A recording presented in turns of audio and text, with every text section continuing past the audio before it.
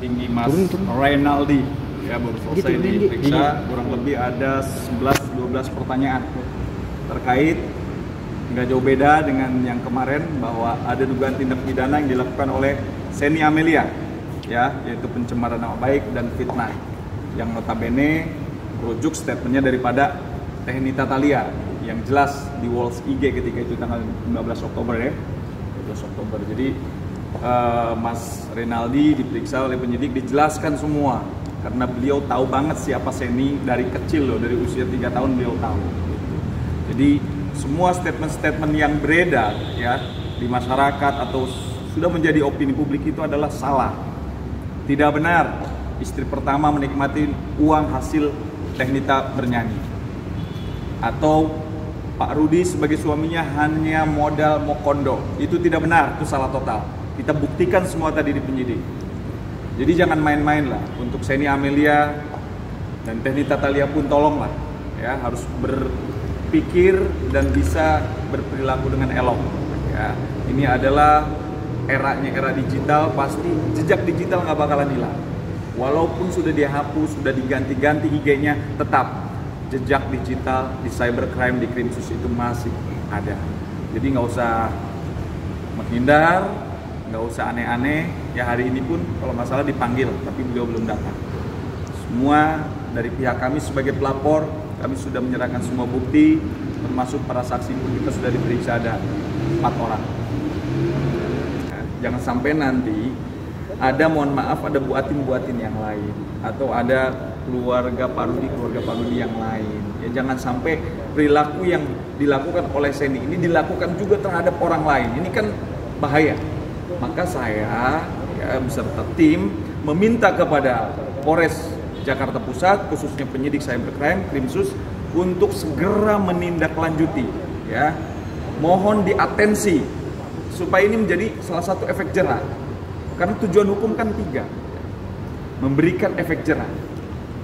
Dia jangan mengulangi lagi, jangan sampai dia menghilangkan semua bukti-bukti udah coba dia hilangkan, dia udah hapus IG-nya, nah itu udah ganti gitu kan. Nah, maka saya sampaikan jangan seperti itu, jejak digital sampai kapanpun bisa kita lacak, apalagi cybercrime. Jadi jangan main-main lah ya. Jadilah orang yang baik sajalah, yang menggunakan sosial media dengan baik, dengan santun, supaya bermanfaat buat orang banyak. Jadi saya dan keluarga besar akan tetap usut sampai tuntas kasus ini. Gini loh, dari saya kecil saya tahu bapak saya pekerja keras seperti apa gitu. Dari saya kecil saya tahu persis keluarga bapak saya seperti apa. Makanya ketika Seni Amelia ngomong seperti itu, saya sangat gak terima gitu. Karena saya yang sosok yang paling dekat sama ayah saya gitu, yang ada di rumah tiap hari ngeliat ayah saya kerja keras banting tulang buat keluarganya sendiri seperti apa, makanya saya tahu. Ya, kalau saya yang diserang saya nggak masalah ya, cuma karena ibu saya, dan di situ kan yang pertama mungkin yang diserang kan papa saya gitu di postingan Teh Nita. Lalu ada komen yang menjurus bilang yang seperti tadi Om DJ bilang, ngomong apa, ibu saya menikmati duit dari Nita. hasil Teh Nita. Itu salah besar. Emang Teh Nita bisa kayak gitu? Awalnya dari mana gitu? Kalau kita mau buka semuanya, cuman saya kan nggak kayak dia, nggak buka aib orang. Itu kan mau gimana pun juga itu tetap papa saya, Mbak, gitu. Yang pasti bahwa klien kami adalah bukan mokondo. Klien kami tidak pernah menikmati uang hasil jeripayanya Teh Nita Thalia. Bahwa klien kami sebelum menikah dengan Teh Nita Thalia pun sudah menjadi pengusaha yang sukses. Teh Nita dibesarkan oleh MGM. MGM itu siapa ownernya? Papanya beliau. Jadi rasanya hal yang mustahil kalau Teh Nita sendiri memanfaatkan atau dimanfaatkan oleh Pak Rudi. Teh Nita ada postingannya yang bikin saya geram banget ya, bilang hasil nyanyi dipotong 40-60 yeah. Tidak salah kan. Ya kan bapak saya manajemen ya. Manajemen itu kan ada untuk rekaman, bikin video klip, bayar pegawai. Mbak silahkan tanya, Mas bisa tanya manajemen manapun, potongan itu pasti ada. Maksudnya kok itu jadi pembahasan yang ngarahnya ke personal gitu. Itu kan bapak saya tetap membiayai secara suami istri dan tetap ada hitungannya sebagai artis dan manajemen gitu loh. Maksudnya sampai hal itu aja dibahas. Nah itu yang harus saya luruskan gitu. Bapak saya tidak pernah mengganggu saya aja sebagai anaknya ya. Itu kan Teh Nita bilang apa, Pak Rudi itu kasar gitu. Iya. Saya sebagai anaknya sebandel-bandel saya ya, saya masih muda gitu. Gak pernah itu yang namanya dipukul, disiksa gitu, gak pernah, gak ada satu sekali pun main tangan. Kalau misalkan emang Pak Rudi seperti itu, ibu saya sudah 20 tahun bertahan loh. Gak mungkin kalau misalkan udah disakitin ada KTRT segala macam, ya udah tinggalin aja mas.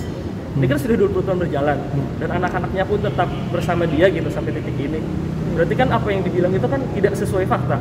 Bilang kekerasan, apa segala macam itu nggak benar. Ya kalau misalkan emang ada kekerasan ya visum aja, tinggal laporin. Deket banget ini anak kesayangannya. Santai aja gitu kalau misalkan ketemu ngobrol gitu. Ya nggak pernah kenapa-napa sih, nggak pernah yang berantem apa gitu, enggak. Baiklah, baik aja, hubungannya baik. Mas Aldi juga, walaupun misalkan Teh buat statement seperti itu, buat beliau tidak masalah karena ya wajar lah, mungkin lagi galau atau apa. Tapi yang di sini yang kita garis bawahi adalah statementnya dari Seni Amelia, ya. Seni Amelia ini kan orang luar yang dibesarkan oleh Teh Nita dan dibesarkan oleh bapaknya, hidup bersama-sama. Ketika terjadi seperti ini, pengennya mereka nih keluarga besar ini mendoakan sajalah yang terbaik. Seperti mamanya beliau ketika ditanya mendoakan yang terbaik. Itu bagaimana Pak Rudi dan Teh Nita saja. Tidak boleh ikut campur lah gitu kan. Dengan membuat statement-statement kayak Pak Rudi cuma mau kondo atau Pak Rudi telah ibaratnya pelet Teh Nita. Itu kan sesuatu yang di luar gitu loh, yang tidak seharusnya disampaikan oleh seorang Seni Amelia yang notabene Seni juga adalah sudah seperti anaknya sendiri gitu loh. Nah itu yang akhirnya membuat Mas Aldi juga ya terganggu lah gitu, makanya kecewa, kesal, ya gimana lah, namanya tidak sesuai dengan fakta. Sampai sejauh ini kami belum mendapatkan respon apa-apa ya. Karena pihak kami pun sudah melakukan somasi secara terbuka 2 kali ya, tapi dia no respon. Ya maka satu-satunya jalan yang terbaik adalah kami mengambil langkah hukum yang tegas. Seperti hari ini kami sudah menyampaikan semua, membuktikan semua kepada penyidik gitu. Apapun hasilnya nanti kami sudah serahkan kepada kepolisian.